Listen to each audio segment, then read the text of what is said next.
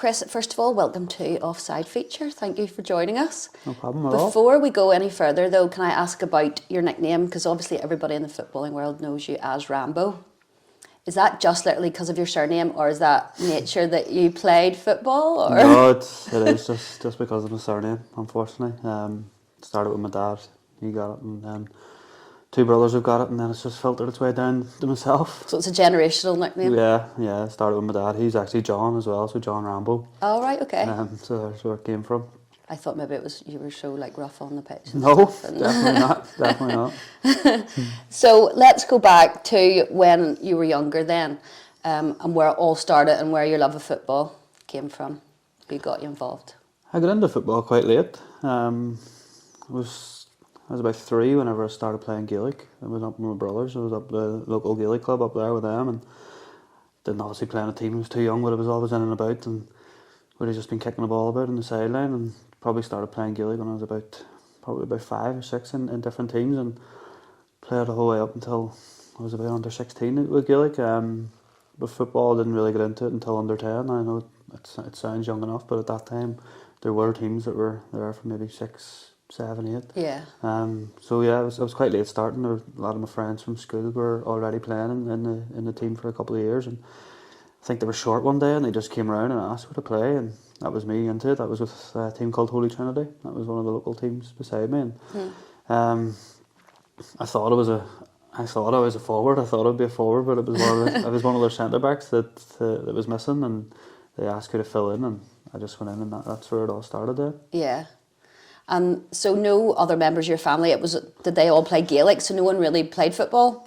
Yeah, they played for Saturday morning, Sunday league teams as well, and one of my brothers still goes on to this day that he's still the best out of us all, and the oldest one, but they were decent, to be fair. They probably could have played a bit higher, but they were into Gaelic and they were into football as well, and obviously whenever they turned about 15, 16, they started frequenting the bars after the matches and everything, and that was about it. Yeah, so they were two brothers were both decent footballers as well, and so I'm thankful I've got a bit of their skills as well. We spent years out the back garden just kicking each other. That's the good thing. We're being the youngest. Like they didn't take it easy on me or anything, which is good, and that's where I kind of built up that resilience maybe to go in and be enjoying the physical part of the game as well. Mm-hmm. And did any of them, have they played in the Irish League? No, it's mostly been, so my brother actually, he's been a manager now the last couple of years there for a local team called St. Teresa's, and I think they're in 1C amateur league, or 2A I think amateur league, so they're still involved, and they play the over 35s game as well on Sunday morning, so they're still there to enjoy it, but no, they've never really played any higher than amateur sort of league. So Chris, Holy Trinity then, and where did you go from Holy Trinity, and what was your first big move, I suppose? So when I was at Holy Trinity, luckily enough, I got scouted to go into the Man United School of Excellence in Lisburn, and it was just complete luck. Man United scout was there to watch someone at a different game, and he got the kickoff time wrong, and he was there to watch our game then. He just stayed, and my dad got a phone call later on that night to say that I'd be invited up to go to that Man United School of Excellence. So that's kind of the first kind of trial or first kind of centre of excellence or anything that I'd been to. I didn't know that actually, the Manchester United School. Brilliant. Tony Coulter and his dad Eddie Coulter. I think Tony's still within coaching now as well. But from then, after Holy Trinity, kind of stayed for the rest of that season and then a season extra. But I think there was kind of pressure on me from the guys at the Man United School of Excellence to kind of move on. It was Holy Trinity were playing in the Down and Connor League, which wasn't one of the better leagues at the time, so they had kind of pushed for a move to Lisburn Youth. They had obviously had a lot of success from a lot of players going across the water before, like some Mark Wilson, he went to Portsmouth. There's a few others as well that came through. David Healy, came through the Lisburn Youth setup as well. So, a bit of pressure then. So I moved to Lisburn Youth and stayed there. I think I was under 12 that I moved there, and then stayed there for 3 years before I eventually got a move across to England. And so you went from, so it was Manchester School of Excellence, but it was Lisburn Youth you were playing with? Yeah, so Yeah. it was like once a week you would have trained with them. All right. Okay. With the Man United School of Excellence, it would have been on Sunday mornings or maybe the odd Wednesday night. A lot of great players that were there, to be fair. I think the majority of them ended up at clubs in England as well. We trained with Lisbon Youth, obviously the traditional Tuesday and Thursday, and then an extra day a week at the Centre of Excellence. Fantastic. And then your move across the water. But is this where Man City comes in, or is? Yeah. Well, I think from about 14, 15, that was the first kind of taste of getting over to trial in England.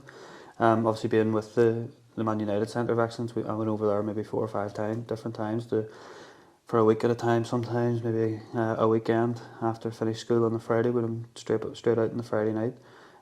Played a game on the Saturday, trained on the Sunday, and then come back Sunday night. So a lot of trials before I finally got the move to Man City. There were a couple of clubs that were interested as well at the time, and I just felt at the time that Man City was a good move for me. I think at the time there was 33 players that had made the move from academy through into the first team, and this is before all the money and everything came into the club. Ramey, who was Northern Ireland international, obviously in the last few years, he's playing at Uri now. He was there, and I was friendly with him through the Northern Ireland setup as well. So just felt at home there, and I thought that was the best move for me at the time. So yeah. And was that, I suppose, the first taste of, you obviously enjoyed it, and is that when you thought, I could be, a full-time professional footballer? Well, yeah, I think that's every kid's dream whenever they're growing up, if they're playing football and they're interested in football, that they want to get across to England, they want to try and make a career for themselves, and obviously everybody wants to be a Premiership footballer. And when that move came about, as I said, there was a couple of different offers, but I just felt that was the place that I felt at home. I knew a lot of the players, or not a lot of the players, I knew some of the players that were there. I knew a few of them that went over. Andy Mitchell, who's a Carrick now, me and him signed on the same day as well. So there was a few familiar faces there. And I'm sure that helped as well. Yeah, and there was at the time, there was that pathway into the first team because City didn't have a lot of money. They weren't a massive club in the Premier League like they are now. I think maybe they finished from the bottom half a few years and a few years in a row, and I thought that was a place that I could actually go and make a breakthrough. When I first went over, I was always like really skinny as a younger player, like really skinny, tall, but like I think I was about 9 stone when I went to England. Even when I came back and played Irish League, I was like 10 stone and started playing centre back. And so whenever I went over, the coaches didn't think that I could physically cope with like even playing under 18 football. Right. Okay. So they looked to get me in and play a year down under 16s, and at the time I knew I was confident in myself. Like I knew I was good enough to play, and I think one of the first games, as strange as that sounds, one of the first games. So what way they worked it? Man City had like an under 18 team, and that's where all the better players would have played. Then they had like an under 17 team as well, and they played in a league called the Pontons League, but that was with all like maybe League 1, League 2 reserve teams that were in. So they didn't think I was physically able to cope with the under 18s game, so they put me in the Pontons League.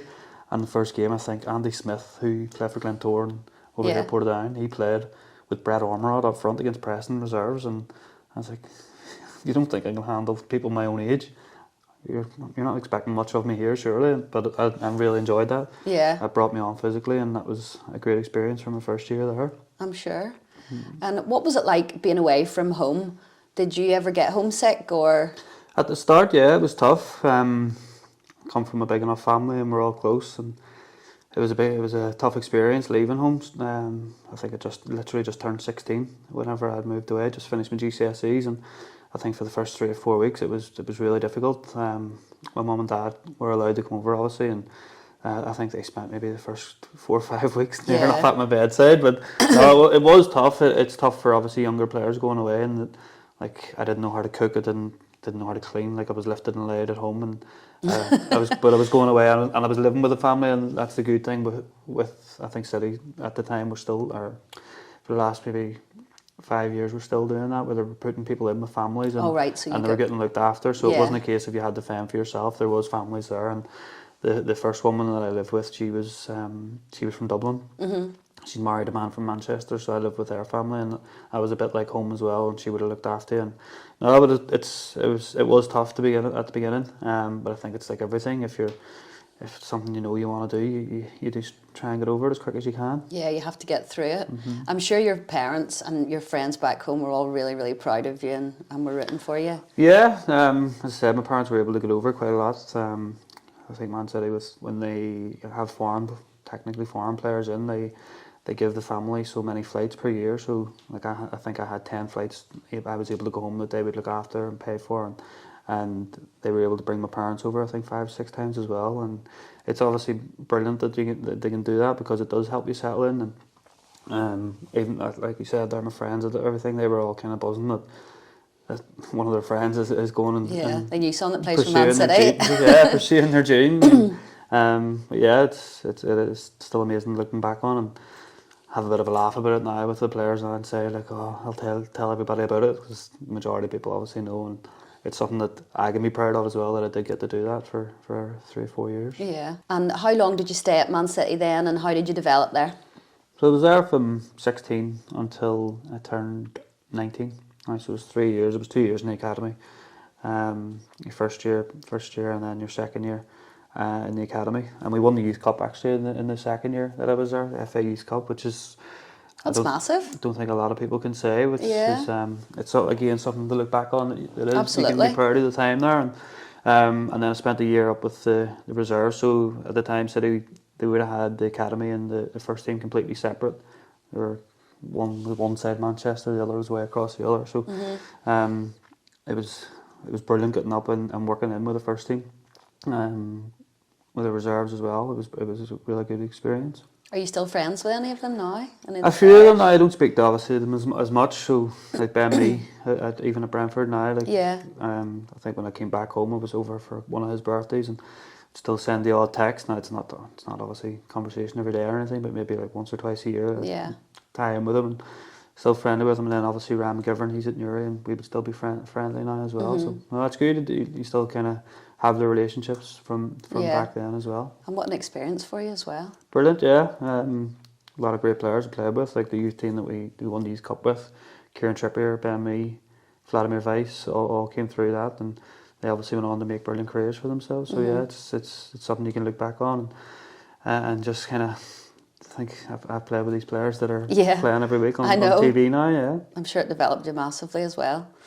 And then coming back to the Irish League, then how did that come about and that move? And I had a couple of offers whenever I left City. I had a chance to go out to Australia, and I had a chance to go to Singapore. And Singapore, it was one that I actually really thought about. Money was really good. They covered everything. They spoke English. English is their second language as well. So, but I think whenever it came to it, I'd just been away from home for 3 years. I'd missed my family. I'd missed my friends. And I just thought, travelling the other side of the world, basically, it's going to be... Yeah, it's really far away. It's not so easy just to hop on a plane. So I just decided to come back home and see how things would go. And I knew, obviously, the Irish League. At the time, I didn't appreciate how good it actually was, even back then. This is what, 2000... I don't know, 2010, I think. I came back 2009, 2010. So even then, it's come on, obviously leaps and bounds from then, but even then I didn't realise how difficult it was. And through the Northern Ireland setup, there was under 17 assistant manager was Jim Grattan, he was called. He worked with Kenny Shields, and he was assistant manager at Ballymena at the time. And he said, look, come back and train, see how you go. If you like it, you like it. If you don't, that's okay. There's no grudges held or anything. And we went up and enjoyed it, and signed for Ballymena then whenever I come back, just because of the trust and the relationship that I had with Jim Grattan at the time. Yeah. That was my first move back into the Irish League. You obviously played for Ballymena. You've played for so many Irish clubs. There's Ballymena. You've been right at them all. Didn't mean that in a bad way. Ballymena, Portadown, Larne, Cliftonville, Carrick. Is there any more? Have I left any out? And then obviously you came to Ballyclare. But have you got, it's quite controversial, but is there a time in your career when you were playing for the Irish League clubs that you've got your fondest memory? Have you got a favourite club? Well, I grew up supporting Cliftonville. Grew up with me and my godfather used to go to the games when Stevie was actually playing. When they won the league. It's a long time ago then. Yeah, when we won the league, when they won the league in 98, 99. Yeah. Me and my godfather went near enough every week, home and away. So that was always my club. And when I signed for that, when I had a chance to sign for them, I think it was think it was the first year that they won the league, 2012-13, and Ramey just refused to move, which Right. fair enough. I was in contract anyway, so Yeah. and then they tried to sign me again the year after, and again he just said no. So it was obviously it missed out in 2 leagues. So, but I was a Portadown down player, and that's obviously I signed the contract. I was happy to sign the contract, so that was fair enough. But yeah, whenever I signed for Cliftonville, I was delighted. Now I look back at my time at Cliftonville, and I think I only made 14 appearances, and I think all their fans still call me sick note and everything. But it was just unfortunate the injuries that I picked up, like silly things. Tore my hamstring. I think it was on my second appearance for them, and because I was a new signing, I wanted to make an impact. Yeah. So I rushed back. I think I was only out for maybe 2 or 3 weeks. Rushed back and then ruptured my hamstring completely. So I was out for about 3 months then after that. First game back, I think I got sent off my first game back against Linfield on TV. Oh gosh. Just unfortunate things, and then Yeah. played. So I had a suspension. Then came back and I was starting. Next game that I was starting, I jumped for a header in a warm up, came down and just rolled my ankle and tore my ankle ligaments. Was out for another 2 months, and Goodness. obviously all Cliftonville fans there thinking, geez, he's never fit. He's obviously injury prone. Now I wasn't. I never really have been. It was only then at Cliftonville that time and just so happens to be that was the club that I really wanted to make an impact on, and just one of them things you look back on. It's frustrating, but nothing I really could have done about it. Did you feel, because it was your childhood club and obviously you had lots of memories, going to games with your family, then when you did play for them, did you feel a huge pressure? Not a pressure, no. I've never really felt pressure in my career at all playing any game. Like, you obviously put a bit of pressure on yourself, but I don't feel any pressure from anybody else. And would you say that was like one of the lowest points in your career then? That spell you had of injuries because you hadn't been injury prone, and then all of a sudden you had a run of it. It was frustrating. It was tough. It was obviously because I did want to make an impact with the club, and Cliftonville had obviously been used to winning the leagues, and like I signed as kind of like a big signing for them as well. It was an important signing. They were going through a bit of transition. I think a couple of the players that had won the league with them had started to come to the end of their career and were starting to retire, and they were looking to then see who can we bring in to get back to the level that they had been used to. But I'd say the lowest point in my career would have been obviously whenever I got told I wasn't getting kept on at Man City. It was tough. I never faced rejection before at the time, and it's a tough thing. And I think even now with younger players that are moving across to England now, and it is a tough thing that everything's been brilliant in your career the whole way up. You've got trials with everyone. You've been here, there. You've had offers from different clubs, and that's the first time that you probably get hit with a bit of rejection in your life, and it's a tough thing to take, but it's just how you bounce back from it. There's people that can't face the rejection and probably fall out of love for football and probably don't play anymore from maybe getting rejected at 18, 19. By 21 they're done for playing football because they've had enough of it. They fell out of love with it, but it's just your personality, I suppose. If you're and how you bounce back from it. Yeah.